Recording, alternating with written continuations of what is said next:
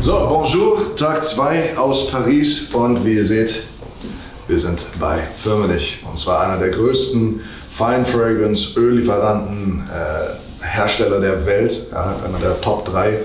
Haben 10.000 Mitarbeiter, machen Milliardenumsätze von ca. 4 bis 5 Milliarden jedes Jahr und haben absolute Star Parfümeure in ihren Reihen. Und wir haben heute das große Glück, wir sind jetzt schon mit Firmenich seit ca. 15 Jahren Partner, mit dem wir schon zusammenarbeiten. Und zusammen mit dem lieben Eduard, der hier für die Sales auch zuständig ist, und einigen anderen tollen Leuten gehen wir jetzt in die Olfactive Trends.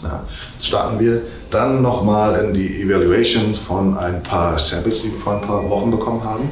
Und dann gehen wir ein bisschen rum und gucken uns mal an, behind the scenes, wie es hier so aussieht, wer hier arbeitet. Vielleicht treffen wir den einen oder anderen Star und Master Parfümeur noch in dem Hause. Und dann haben wir noch ein Meeting mit dem lieben Elias, einer der Master Parfümeure auch, der neue Samples für uns vorbereitet hat. Also seid gespannt, let's go!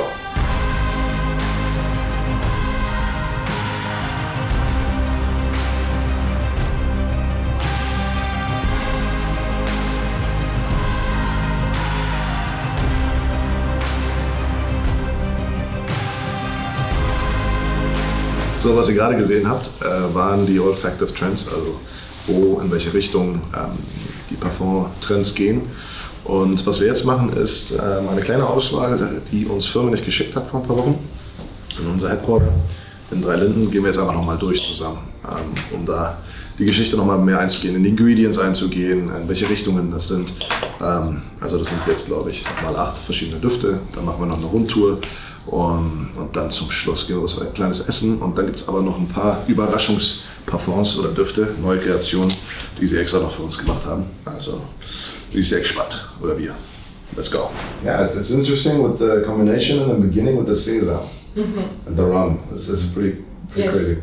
Yeah, so a lot of freshness in this fragrance too. No, this is something which will run. According to my experience with our customers who like dark amber and tobacco scents, and they will like this one too. Genau, wir sind jetzt durch mit den 8 Kreationen, die uns gerade vorgestellt wurden. Und da waren auf jeden Fall 3 bis 4, sage ich mal, aus 8, das ist sehr gut, dabei, die in die engere Auswahl kommen könnten. Also schön was mit Whisky auch dabei und schön was mit Apfel und Rum und Co. Also alles ein bisschen boozy gehalten, aber sehr weich, sehr elegant. Aber da könnt ihr gespannt sein. Jetzt geht's weiter. Behind the scenes ein bisschen Tour durch die ganze Firmenich Headquarter hier in Paris. Und das zeigt uns jetzt auch der liebe Eduard. Und dann geht's nachher noch an weitere Düfte. Let's go.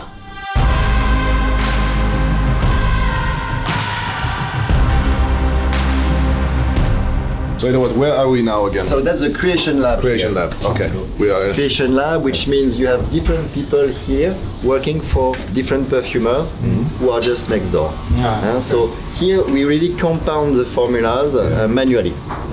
The biggest part of the formula in general is compounded through a robot. Sometimes in a formula you can have 20, 50, 100, 200 different components. So we've got a robot with maybe the 200 major raw materials you use in many fragrances, and then it's going to be compounded manually by the Laborantin here. Hier sind wir im Creative Lab, wo eigentlich die Mitarbeiter, die hier sind, die ganzen Compounds, also die Ingredients zusammenstellen für die Parfümeure dann weiter hinten, glaube ich sogar, oder unten. Also hier geht es darum, dass die ganzen manually, also du machst alles manuell quasi hier noch tatsächlich, bevor es aber zum Roboter geht, der das dann alles sehr automatisch mittlerweile dann macht. Aber hier hast du wirklich noch die Handarbeit und du siehst ja, wie viele Menschen, oder ihr seht, wie viele Menschen hier tatsächlich noch rumlaufen. Nur mal zur Info, weil hier sind ja so viele Compounds und die Ingredients. Es werden pro Jahr insgesamt im Nischenbereich und im Designerbereich jedes Jahr um die 2000 neue Düfte lanciert. Das ist mal eigentlich total crazy, weil man überlegt, wo ist der Platz eigentlich noch dafür? Aber es funktioniert. More people asking about why most of the perfumes nowadays are synthetic. So can you explain this? Because we said this from our side, but you can repeat this in your words. Yes, with great pleasure. Actually, in the past, people tend to think that ingredients coming from nature are good and qualitative, and that synthetics are finally cheap and bad for the health. That's actually, I would say, the opposite, because you have a lot of allergens and toxicity in nature, and with chemistry and synthetics, you are going to choose the molecule finally and make them safe from the beginning. But then we have Jeanne-Marie, who is a perfumer at Firmenich. Bonjour. And she's going to talk to the laborantin. So that's the thing. I was asking to one of our top best perfumers, Nathalie Lorson. She's Master Parfümeur. She created like Black Opium for Yves Saint Laurent. I asked her just this question, basic question. Would that make sense to have a fine fragrance only made with naturals? She said, it's not going to smell very good if you have only naturals components.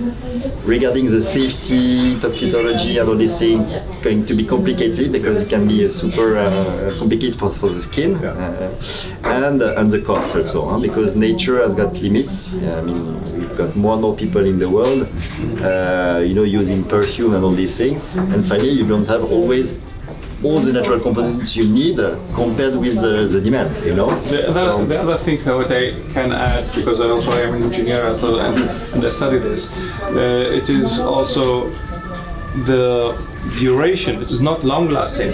The natural components can be damaged or explode earlier than with synthetic things. Exactly. In terms of quality with time, it's going to maybe after 6 or 12 months, it will smell totally different. Yes, great to also provoke positive emotion through sustainable process and green chemistry. You see? Da habt ihr es gehört, vom Experten auch nochmal, bestätigt von Firmenich, dass Synthetik und Natur ganz unterschiedlich sind und dass nur natürliche Inhaltsstoffe nicht besser sind. Eigentlich genau das Gegenteil, dass synthetische deutlich gesünder sind, also für die Haut, und auch länger halten. Und die Möglichkeit entsteht natürlich auch Düfte zu kreieren, die es in der Natur nicht gibt. Also ob es jetzt als Beispiel nur mal der Betongeruch ist oder sowas. Die meisten Düfte, die ihr auch benutzt, das ist immer ein Mix aus Synthetik und natürlichen Inhaltsstoffen. So here, that's much more the fragrance development management space. So the evaluators. What is an evaluator? If I say, for example, that the perfumer is a winemaker, the evaluator is a sommelier. You see what I mean? So the evaluators, they really know all the launches, all the trends. They are going to guide the work of the perfumer who is really working on the formula. So like me, basically. Exactly. Die Evaluators, also müsst ihr euch vorstellen, dass sie Hand in Hand mit den Parfümeuren arbeiten. Sie kennen die ganzen Trends, sie arbeiten den Parfümeuren zu quasi, was ein Kunde zum Beispiel haben möchte oder so. Und dann arbeiten sie quasi Hand in Hand. Dafür ist wie ein Weinmacher, oder der Sommelier eher, und der Parfümeur ist der Weinmacher. So that's the perfumer's court. Okay.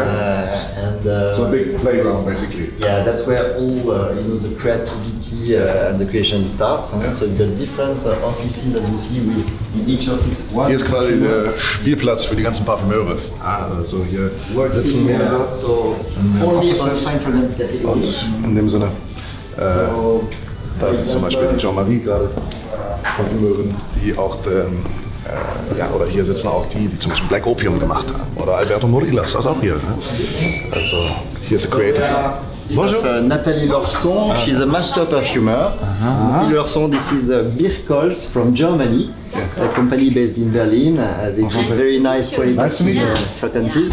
Nathalie Lorson, she created major big hit and launches of the industry, like Black Opium among others. Yes. You can see a little bit Nathalie, I have a question. On peut rentrer dans ton bureau, Nathalie? Yeah. Please enter. Okay. Thank you. What is your most lovely perfumes? Your perfumes, what you create? This is very difficult question because it's like you ask someone who have a lot of kids, Babies. which one is your best, your preference? Okay. So no, it's difficult. From Nathalie. Von Nathalie, sie ist eine Master Parfümeurin. Sie hat zum Beispiel jetzt Black Opium auch kreiert. Haben wir vorhin auch schon Nathalie, Thank Tolle you. Frau. Bye bye. Merci. Avec plaisir. Ah, bonjour. How are you? You made it to Paris. Das war gerade der Elias, einer auch der Master Parfümeure, der jetzt für uns auch schon was vorbereitet hat. Und der sitzt jetzt hier wieder in Paris. Der war ganz lange in New York bei Firmenich im Office und ist auch so ein Gentleman, cooler Typ. Und das gehen wir gleich zusammen mit ihm die neuen Kreationen durch.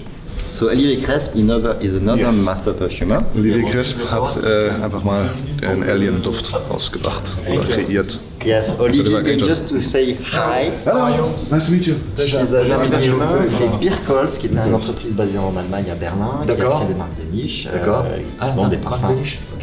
Pas seulement en Allemagne aussi. She's the CEO, and yeah, it's a family business, and we are super happy to welcome them here. And Olivier is one of our most talented and famous perfumeurs, Master Parfümeur. What is your favorite perfumes, or the perfumes that you are very proud and you are happy to make them and so on? You like them. All of them, they are your kids. No.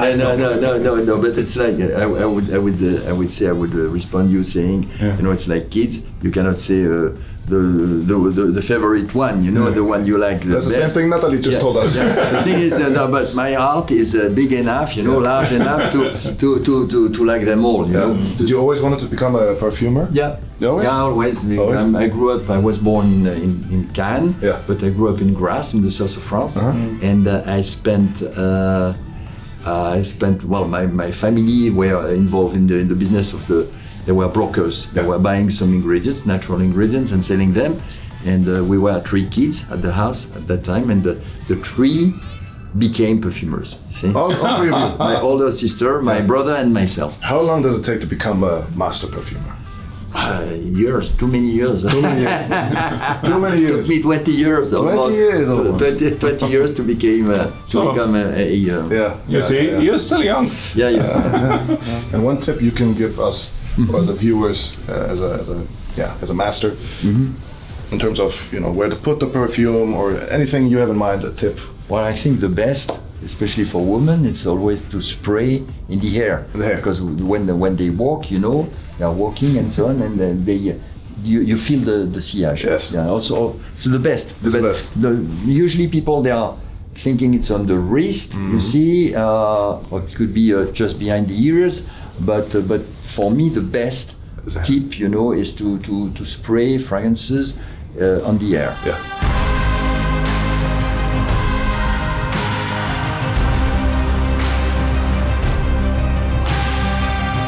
Das ist so ein kleiner Traum gerade. Olivier Cresp ist einer der bekanntesten Master Parfümeure auf der Welt eigentlich.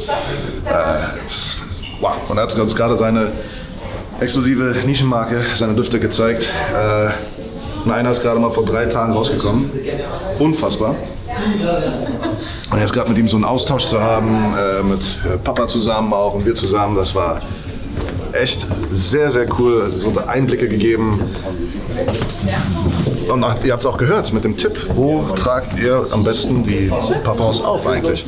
Und er sagte selber, vor allem bei den Damen, in die Haare. Ja? Also es spielt wieder in dieses Thematik Duftwolken. Coralie. Hi, Misha, nice to meet you. He's a young perfumer, very talented.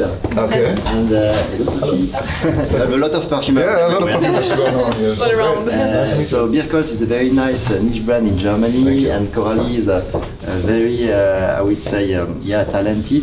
You saw Olivier is now, experienced, a bit older. He's a master perfumer. Yes. But maybe tomorrow, Coralie will become also, with years, a senior and master perfumer. Of course. So that's a new generation of perfumers, and sometimes we even have I would say, work shared with a more experienced perfumer and junior perfumer. They work together on the same formula because the sensitivity is different. It can be interesting to have a new vision. Yeah. Also coming from the new generation of perfumers. And how long have you been doing it, Coralie? So I did a master 5-year school, and then I entered Firmenich for 3 years, or like a training with Nathalie Lorson and Fabrice Pellegrin. and then I became Parfumeur last September. So almost, wow, that's almost 10 years almost, right? Yeah, more or less. More or less. I would say 8 years, yeah. 8 years, yeah. Favorite ingredient? Favorite ingredients, I would say Ambrax. Ambrax? Yeah, I really love it. Okay, I put it everywhere. Okay, I so love very it. beautiful synthetics, Yeah. you know, and qualitative raw material. Very diffusive and it brings lots of character. I love it. Coralie ist eine junge Parfümeurin. Sie hat auch von den Besten hier gelernt. Und sie hat es ja gerade gesagt, 8 Jahre lang ging der ganze Prozess, bis sie jetzt quasi eine Parfümeurin ist. Ja. So, das war verrückt. Oder ist verrückt. Ja. And we have also Camille with us here, working on all the Birkholz projects. Yes. And connected to the best perfumers for you. She is the one. We just sat together with the evaluation and the trends, effective trends. So tell us, or tell the viewers a little what you do. So my job is basically to make a link between the consumers and the perfumers. So I'm called an olfactive expert, and I have specified on a lot of markets. So here Germany mostly. So. Yeah. Favorite ingredient? Bergamot. Bergamot. Yes. Why? That's nice. I know it's at the same time fresh, citrusy, floral, clean. I like it. Which favorite perfume? Bergamot. Ja, Cami ist eine, die Evaluatorin, was ich euch erzählt hatte vorher. Sie ist gerade, oder sie ist die Brücke zwischen Klient und dem Parfümeur. Ja, also sie brieft die und sie gibt ihnen die Anweisungen und sie ist jetzt vor allem für Deutschland zuständig. Ja, also super interessant. Ihr seht, es ist wieder was ganz anderes hier als wie zum Beispiel bei Neuhausen in Italien. Klar, natürlich Firmenich ist viel, viel größer, aber es ist halt ein Traum. Und das gerade hier hat mich gerade geflasht.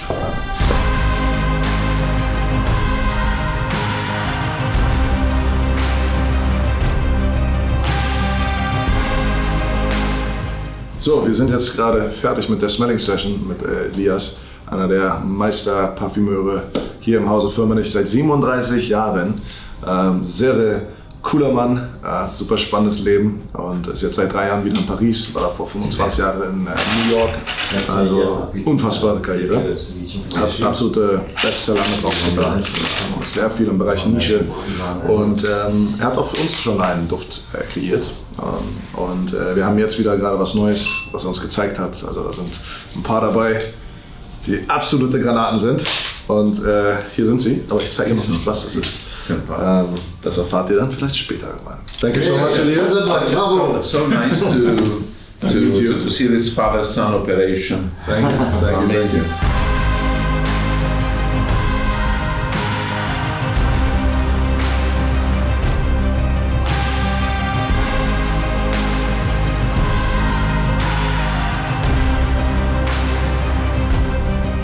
So, Mesdames et Messieurs, das war's von unserer Paris-Reise hier, die letzten 2 Tage. Wir sind jetzt durch mit dem Besuch bei Firmenich.